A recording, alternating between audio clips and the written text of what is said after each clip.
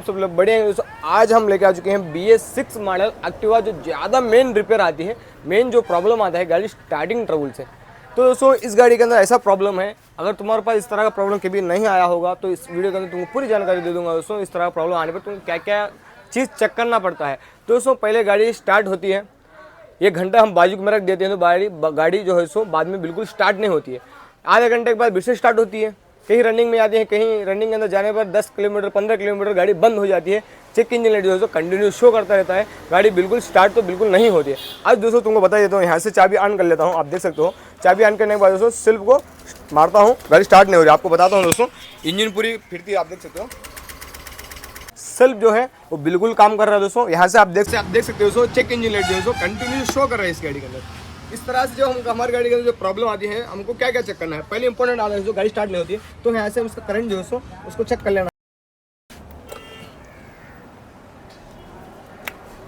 यहाँ से उसका करंट चेक करते हैं, आप देख सकते हो इसके अंदर करंट बिल्कुल शो नहीं हो रहा दोस्तों।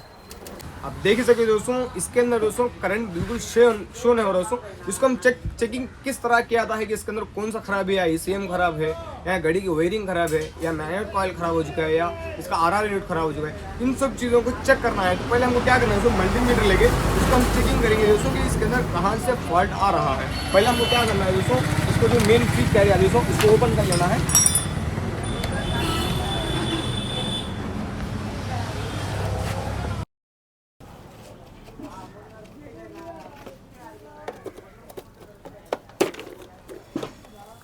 इसका फीच कैरी जो है उसको ओपन कर लिए हैं। और मेन इंपॉर्टेंट चीज़ आती है, ये है दोस्तों OBD स्कैनर का चेक करने वाला जो जैक आता है, इसको निकाल लेना है दोस्तों। यहाँ से इसको निकालने के बाद दोस्तों इसके अंदर OBD स्कैनर रख के चेक करेंगे कि इसके अंदर कौन सी चीज़ ऐसा फॉल्ट है।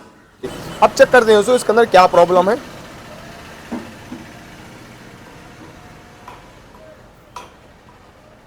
अब यहाँ पे एक संसार का जो है दोस्तों वो प्रॉब्लम देखने को मिलता है हमको।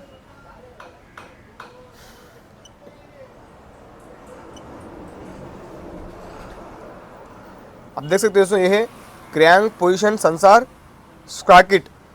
पोजीशन सेंसर दोस्तों ये कहाँ रहता है, बहुत सारे लोगों को ये पता नहीं होता है।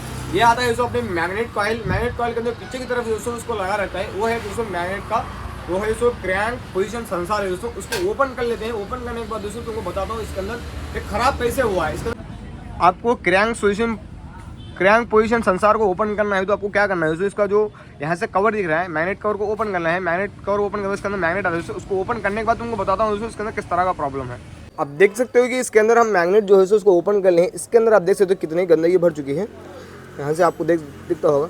इस तरह से जब इसके अंदर गंदगी भर जाती है तो इसका जो पावर है, मेन सप्लाई है, वो आना बंद हो जाता है दोस्तों। इसको ओपन करके तुमको बताता हूँ कि इसके अंदर कौन सा सेंसर ऐसा ख़राब है कि अपनी गाड़ी को जो है स्टार्ट नहीं हो रही, इसका करंट नहीं आ रहा।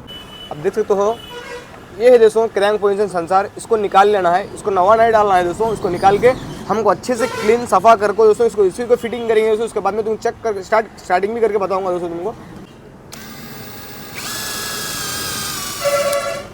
ध्यान से आप देख सकते हो दोस्तों, उसको जो मैग्नेट कॉइल था उसको अच्छी तरह से पूरा साफ कर लिया दोस्तों। उसके बाद आपको क्या करना है दोस्तों, जिस तरह से ओपन किया था उस तरह से इसको अच्छी तरह से फिटिंग कर लेते हैं।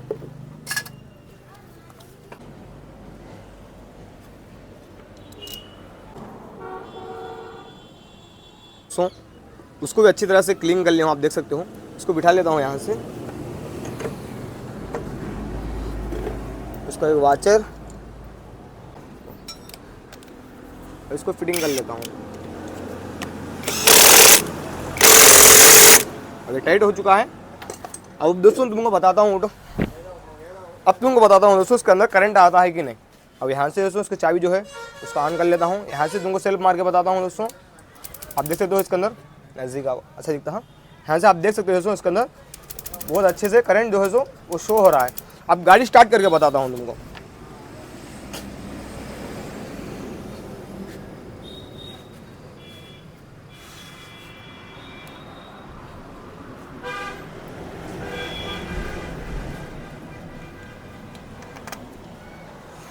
अब गाड़ी को चालू कर लेते हैं दोस्तों। आप देख सकते हो यहाँ से गाड़ी बिल्कुल स्टार्ट हो चुकी है दोस्तों।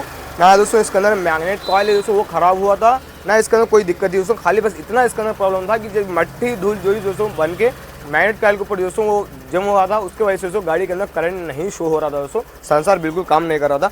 अब दोस्तों इसकी जो लाइट है, चेक इंजन लाइट जो आती है दोस्तों, इसको ही रिमूव करके तुमको बताता हूँ।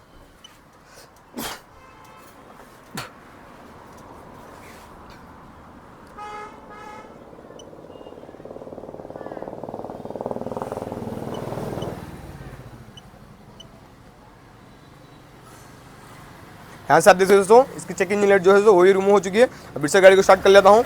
आप देख सकते दोस्तों बिल्कुल एकदम कंडीशन के अंदर गाड़ी स्टार्ट हो रही है दोस्तों, आपको बताता हूँ फिर से।